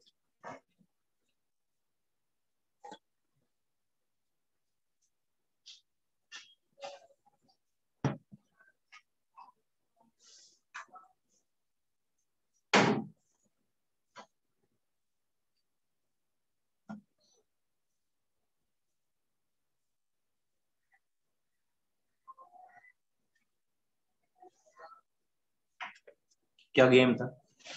रिएक्शन फोर्स, किसी भी चीज पे रिएक्शन भी तो पूछेगा ना। मैंने जिस चीज से पकड़ रखा है, डंडी से पकड़ रखा है किसी जगह से, तो इधर की तरफ टेंशन, इधर की तरफ टेंशन, खुद का वेट और इसके अलावा हिंज लगा रही है रिएक्शन। तो आप देख लीजिए मैंने सारे फोर्सेस शो किए, टेंशन का फोर्स mg, टेंशन का फोर्स कैपिटल mg, वही कैपिटल mg, खुद का वेट स्मॉल mg, ठीक है। और रिएक्शन, कई लोग कहते हैं सर इसके ऊपर भी तो mg लगेगा, नहीं नहीं, मेरा वेट केवल मुझ पे लगेगा, मुझ पे कोई और फोर्स लगाया जा सकता है लेकिन मुझ पे दूसरे का वेट कभी नहीं लगेगा।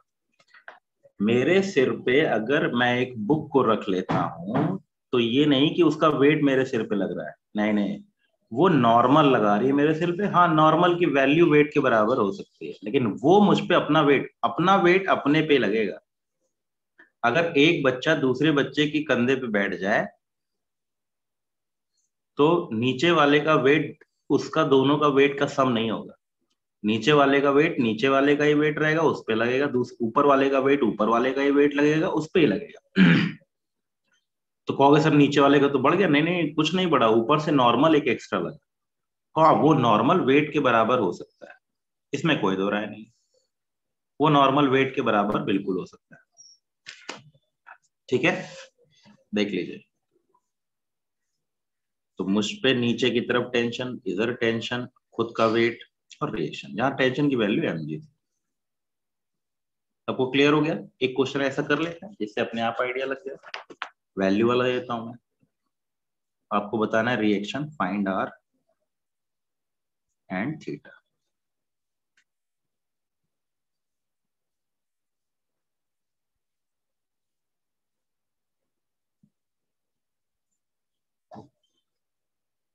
टेन, ये 5 का है।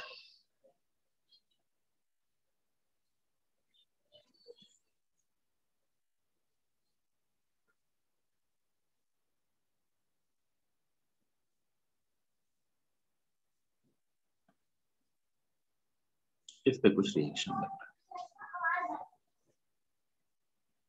आपको थीटा बताना है और आर बताना है, निकालिए। निकाल लेंगे, मुझे मालूम है।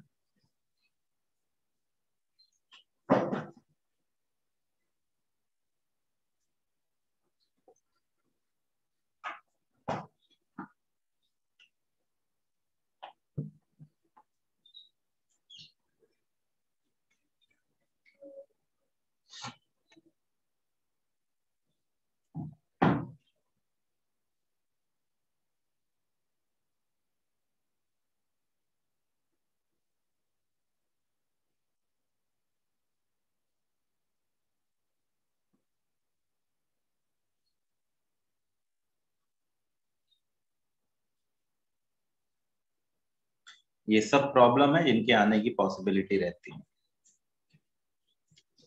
आपको बुक्स में मिलेंगी, हर जगह मिलेंगे इक्विलिब्रियम के ऊपर प्रॉब्लम्स।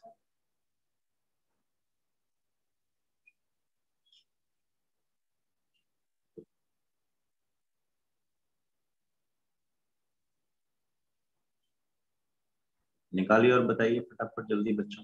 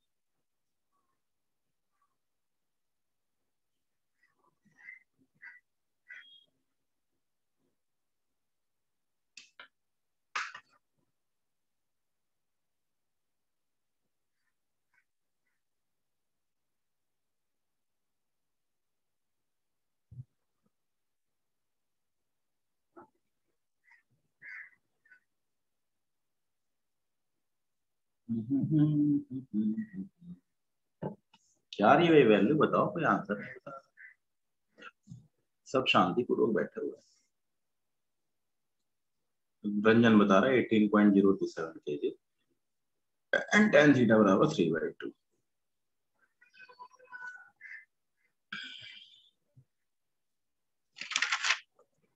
मालूम पुली टेंशन टी, ये तो रुका ही हुआ है। तो टी बराबर 10।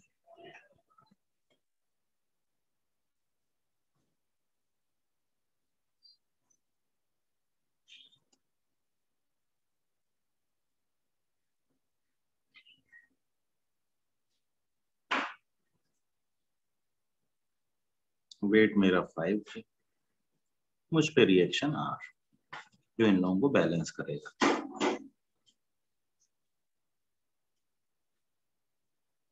थीटा लिख दिया, R sine theta, R cos theta.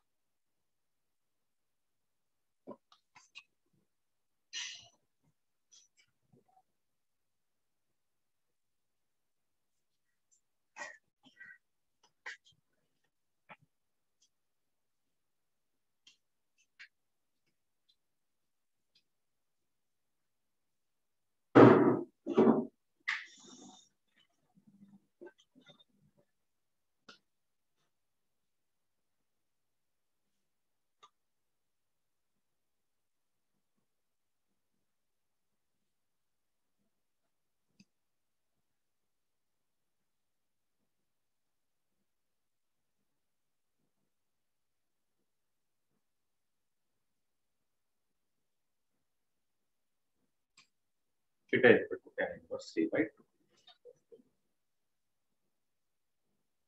ठीक है, किसी को डाउट? रंजन ठीक है। बेसिकली हमको इस तरीके की प्रॉब्लम देखने को मिलती हैं, अक्सर देखने को मिलती हैं। मिलेंगी बुक्स वुक्स लगी हुई होंगी ऐसे एक के ऊपर एक, और नॉर्मल तो ऐसे वाले तो क्वेश्चन सिंपल वाले मिलेंगे। इक्विलिब्रियम की कंडीशन एक स्पेशल प्रॉब्लम है जो हम लोगों को अक्सर देखने को मिलता है। हमने बहुत सारी प्रॉब्लम देखी अलग अलग वैरायटी की। बेसिकली शुरुआत में इजी वाली भी देखी, इक्विलिब्रियम के ऊपर जो एक के ऊपर एक ब्लॉक रखे हुए हैं, टेंशन लगे हुए हैं, स्प्रिंग है नहीं जा रही है, मूव नहीं कर रही है। अगर ये कोई जरूरी नहीं कि रेस्ट पे, अगर वो कह दे कि moving with constant velocity,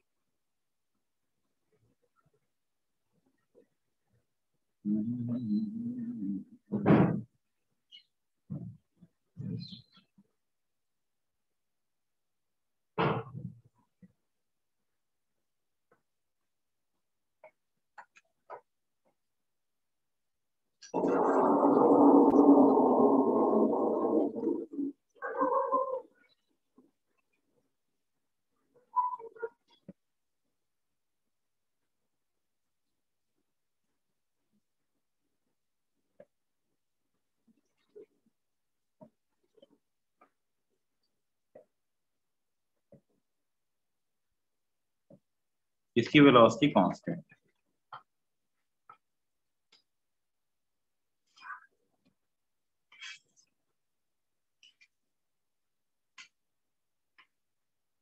find M.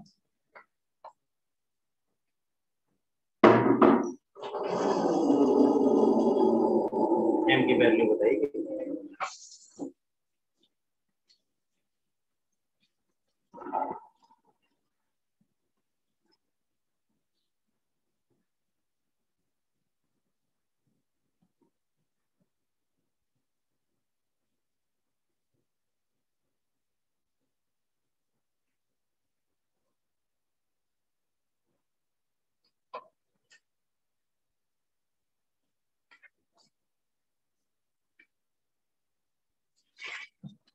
इस पे टेंशन ऊपर, इस पे टेंशन नीचे।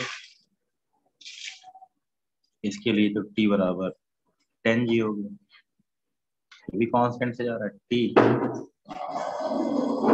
नॉर्मल और एम रिजॉल्व कर लिया।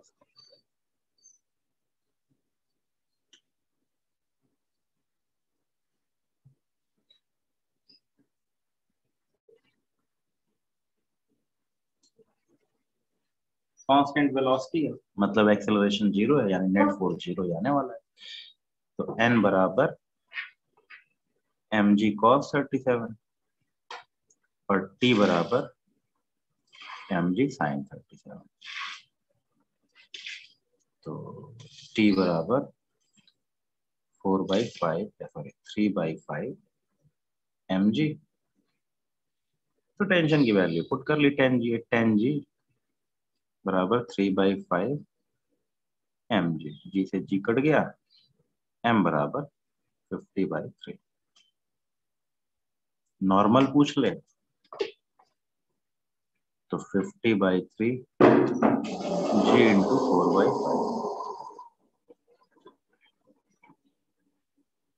40G/30। नॉर्मल भी बता सकते हैं। इसको देख के डरना नहीं, हम ऐसी प्रॉब्लम करेंगे एक्सेलरेशन वाली, लेकिन चूंकि इसने क्या बोल रखा है, velocity is constant. Velocity constant का मतलब एक्सेलरेशन 0 हो गया, एक्सेलरेशन 0 हो गया मतलब वो इक्विलिब्रियम में। कंडीशन चलने का मतलब ये कतई नहीं होता कि वो इक्विलिब्रियम में नहीं है। चलने का मतलब ये होता है कि अगर उसकी वेलोसिटी कांस्टेंट है, इसका मतलब वो इक्विलिब्रियम में, कंडीशन ऑफ मूविंग इक्विलिब्रियम। बात समझ में आ गई? क्लियर हो गया? आज के लिए इतनी रखते हैं, बाकी डिस्कशन करेंगे कल। आज बच्चों प्लीज सब लोग क्वेश्चन को जितने मैंने कराए हैं उनको ढंग से एक बार देख के सबको तैयार कर लेना है, और इनमें से कोई ना कोई क्वेश्चन जितने भी कराए ना, मैं श्योर हूँ कि आज की प्रॉब्लम में से 2 प्रॉब्लम मिलेगी। आज जितनी प्रॉब्लम्स कराए उनमें से 2 प्रॉब्लम आपको देखने को मिलेगी पेपरों में।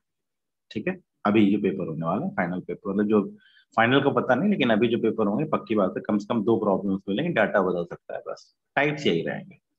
ठीक है, इक्विलिब्रियम पे 2 से 3 प्रॉब्लम आते हैं। तो आज इक्विलिब्रियम हम लोगों ने कंप्लीट किया। आज प्लीज सब लोग रिवाइज कर डालिएगा। जिसको भी इक्वेशन सॉल्व करने में दिक्कत आती है तो उसको थोड़ा मेहनत करनी पड़ेगी, क्योंकि इस चैप्टर में इक्वेशन का ही गेम चलेगा, बार बार रिपीटेडली इक्वेशन सॉल्व करनी पड़ेगी। ठीक है, बाकी कल। आज के लिए सेवा समाप्त। थैंक यू बच्चों।